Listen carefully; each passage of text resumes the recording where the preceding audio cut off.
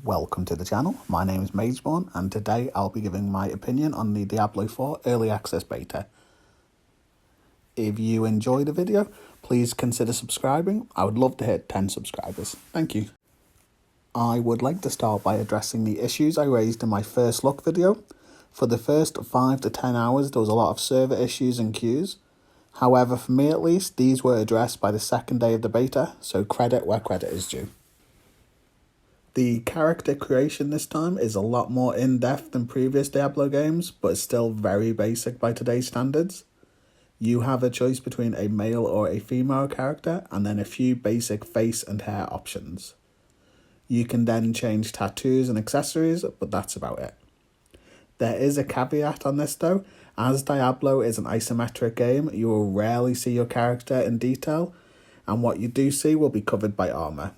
You will see your character in cutscenes though, so how it looks will matter to some people. The early levels from about 1 to 10 are a little slow on the combat side.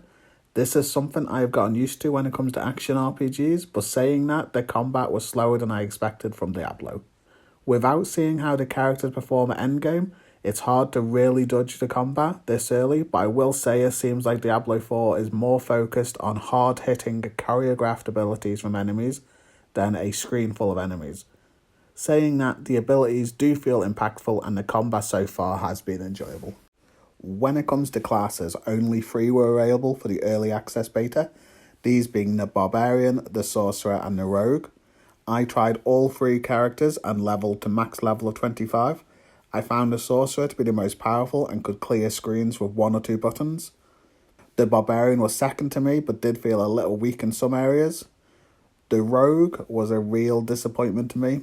I played a lot of Demon Hunter in Diablo 3, so I was excited to try the Rogue, but it felt very weak. Again, this is something that Blizzard can tweak, and it may have just been the abilities I tried were not very good. The melee abilities did seem to be stronger on the Rogue, but I wanted to play a ranged version, so it was probably just my build. Even though the Barbarian and the Rogue did feel a little worse than the Sorcerer so far, I think I may play Barbarian at launch. Next weekend we can try the Druid and the Necromancer, so I may change my mind. The story of Diablo 4 is a lot more engaging than I expected after Diablo 3. The cutscenes were well done and truly make you feel like the world of Diablo 4. This simple touch of having our characters being in the cutscenes, wearing what we equipped with them, was a real nice way of blending it all together. I won't go into any spoilers, but the basic premise is that Lilith has escaped and is causing chaos. We are trying to stop her. Along the way we meet some memorable and interesting characters and visit some really well made locations. The world of Diablo 4 is stunningly made. From the towns to the dungeons, everything feels a little unsettling and harsh. You really get the feeling this is a dangerous world to be in. The art choices and lighting really set the right tone. I am really looking forward to seeing some more locations in this world. The skill system is a lot more complex than I was expecting, but simple enough for people to understand it. Being able to refund skills for relatively cheap or even free at early levels is a huge bonus. Being able to try out any skills you want without the worry of being stuck to those decisions is something I wish more action RPGs did. As you spend points on skills in the skill tree, it allows you to travel further down the skill tree and unlock more skills.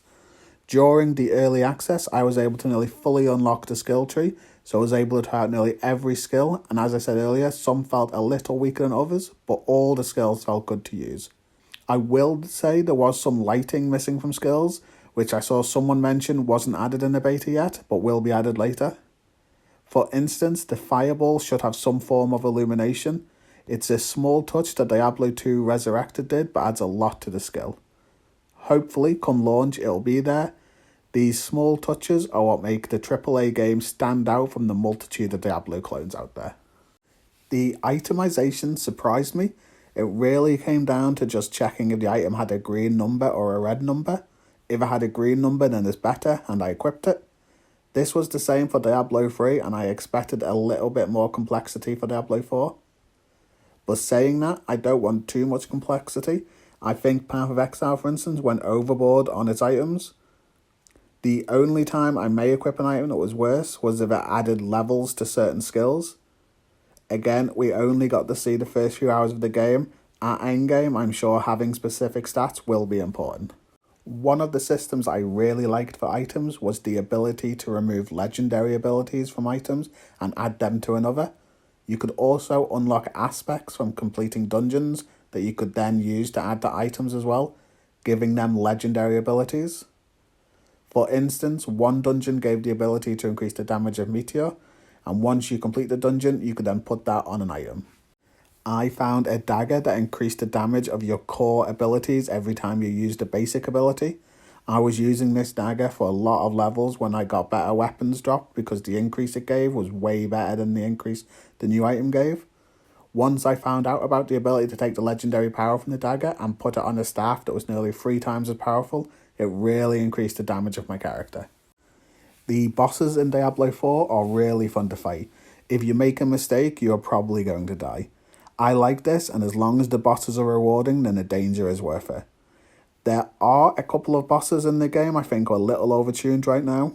Butcher, who it seems you can just randomly find, is definitely overtuned. He can one-hit you with abilities that are very hard to dodge. The second boss is Ashava, the world boss.